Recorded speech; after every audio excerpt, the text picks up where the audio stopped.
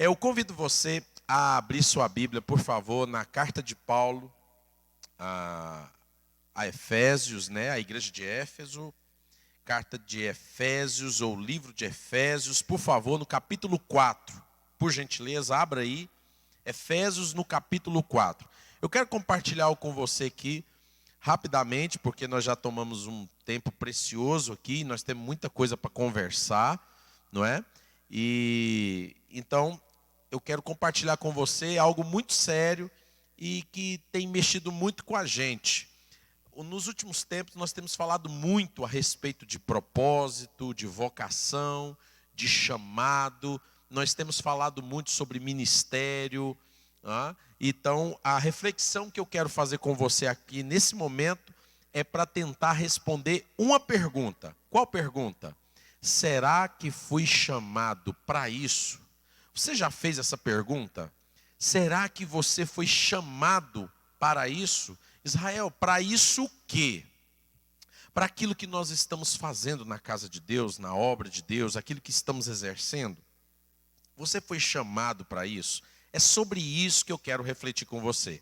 Então vamos ler Efésios capítulo 4, no verso 1, diz assim: como prisioneiro no Senhor, rogo-lhes que vivam de maneira digna da vocação que receberam. Sejam completamente humildes e dóceis, e sejam pacientes, suportando uns aos outros com amor. Façam todo o esforço para conservar a unidade do Espírito pelo vínculo da paz. Olha comigo o verso 4.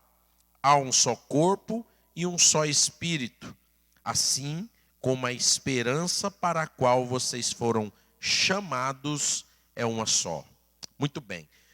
Esse texto, ele vai falar posteriormente dos dons ministeriais, que é os dons de apóstolo, dom de profeta, pastor e mestre, e também de evangelista. O fato curioso é que Paulo usa uma palavra grega aqui, que é a palavra kaleo, que está no verso 1 e também no verso 4. No verso 1 diz: como prisioneiro do Senhor, eu rogo, eu suplico para que vocês vivam de maneira digna da vocação que vocês receberam. Olha, existe dois tipos de chamado na Bíblia, mas o primeiro chamado ele é fundamental, ele é geral e ele é talvez o mais importante. Qual chamado é esse? Bem, o chamado de Deus, a Bíblia diz, Paulo fala que nós fomos chamados pelo Senhor para sermos salvos, para sermos santos. Então o chamado principal de Deus é para que você seja salvo.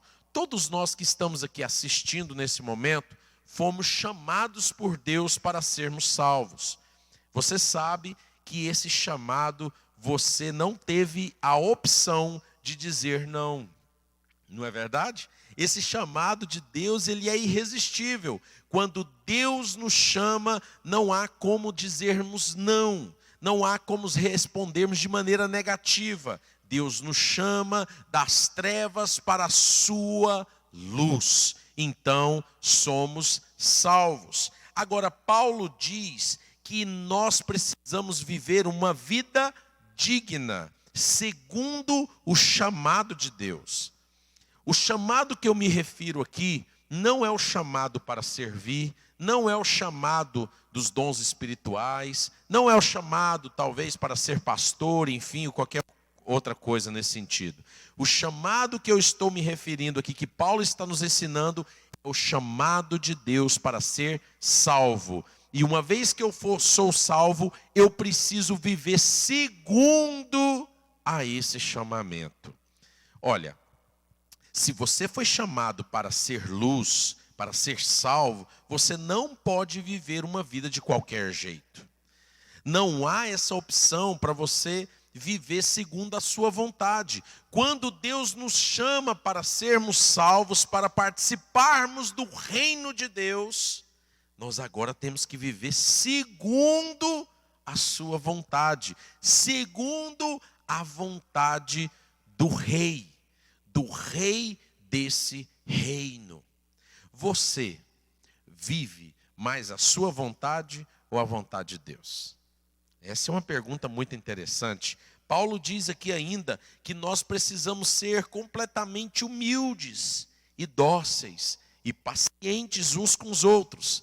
Irmãos, no ministério de louvor, existem pessoas que Deus coloca na nossa vida, são agentes, são instrumentos de Deus para produzir em nós mais o quê? Mais paciência. Tem irmãos que parece que faz com que a gente seja mais paciente. É ou não é, irmãos? Eu até estava falando mais cedo aqui que o nosso irmão Kellyton aqui, né? Que a maneira como ele se relaciona, fala assim, não, o Kellyton é um instrumento de Deus para fazer o fruto do Espírito amadurecer na nossa vida. E é verdade, tem pessoas que Deus coloca na sua vida para amadurecer esse fruto. Tem pessoas que Deus coloca no ministério de louvor para amadurecer esse fruto, para fazer você mais humilde, para fazer você mais paciente. Você tem alguma pessoa no ministério de louvor assim? Será que não é você? Você já parou para pensar nisso? De repente pode ser você, pode ser eu. Eu não, eu acho que eu sou uma pessoa muito joia, né? Eu acho que eu não... Sou não, irmãos, sou não. Cada um de nós somos pessoas que Deus usa para fazer o fruto do Espírito amadurecer na vida das outras pessoas. Paulo está dizendo aqui que nós devemos suportar uns aos outros com amor. Paulo está explicando como nós devemos responder a esse chamamento. Se você foi chamado por Deus, se você foi chamado pelo Senhor para ser salvo, e você tem convicção disso, agora você precisa viver segundo esse chamamento. Como que eu devo viver, Israel, segundo esse chamado? Com humildade, com paciência, com perseverança, com amor. Amém? É isso que ele está dizendo, suportando uns aos outros com amor. E ele ainda está dizendo assim no verso 3, fazendo todo esforço para conservar a unidade do Espírito pelo vínculo da paz. O lugar que mais tem intriga é quando duas pessoas se reúnem. Não é verdade? Quando duas pessoas se juntam, começa o problema. No ministério de louvor, irmãos, nós temos N irmãos, muitos irmãos, não é verdade? Na sua equipe também. E nós, como líderes, precisamos fazer todo o esforço para conservar a unidade, como? Pelo vínculo da paz, trazendo paz, deixando o Espírito Santo manifestar na nossa vida a paz. E ele diz, há um só corpo e um só Espírito, assim como a esperança para a qual vocês foram chamados é uma só. Deixa eu comentar algo com você. É o seguinte, uma vez que nós fomos salvos, somos chamados para sermos salvos, agora Deus nos dá uma direção. Todos nós temos dons espirituais. Você sabe qual é o seu dom espiritual? Eu fiz uma série, uma semana de estudo no meu canal do Instagram, explicando sobre o que são dons espirituais. Uma vez que você conhece os seus dons, e uma vez que você reconhece que cada um de nós devemos servir uns aos outros, ali, a partir desse momento, você consegue cumprir o segundo chamamento. Qual é o segundo chamamento? Servir uns aos outros com os dons e com os talentos que você tem. Olha, eu toco bateria e sirvo a igreja tocando bateria. Vocês viram aqui o Marcelon e também viram aqui o Giovanni tocando. Eles estão servindo vocês com esses talentos que eles têm. Vocês estão sendo agora filmados por uma pessoa que tem um talento, que é o Leandro, que tem um talento para isso. E ele, nesse momento, está servindo a igreja com os seus talentos. Dessa forma, ele consegue suprir as necessidades uns dos outros. Sem o Leandro aqui, irmãos, nós não teríamos condições de fazer esse seminário. Sem o Kellyton, sem o Davi, sem cada um de nós aqui servindo uns aos outros. Você precisa entender que você foi chamado para servir. Isso não quer dizer que todos precisam estar aqui na plataforma. Não, você pode servir de várias maneiras. A Bíblia nos incentiva a servir uns aos outros, fazendo bem, servir uns aos outros, exercendo misericórdia, contribuindo. Nós podemos servir e cumprir o chamado de Deus aqui na plataforma, mas nós também podemos servir uns aos outros aonde nós estivermos.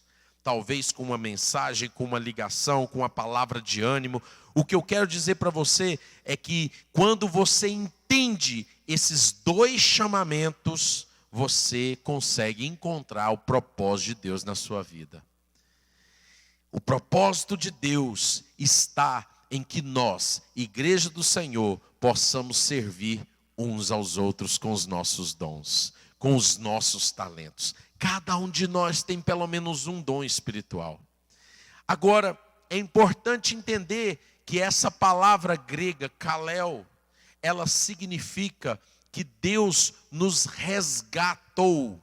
E nós cantamos isso. Vem, Senhor, e nos resgata todos os dias. Clamando a Deus, Senhor, resgata-nos todos os dias, todas as manhãs. Mas o Senhor nos resgatou. O Senhor foi aonde você estava e te resgatou do lugar que você estava. Você jamais, adorador, você jamais esqueça disso.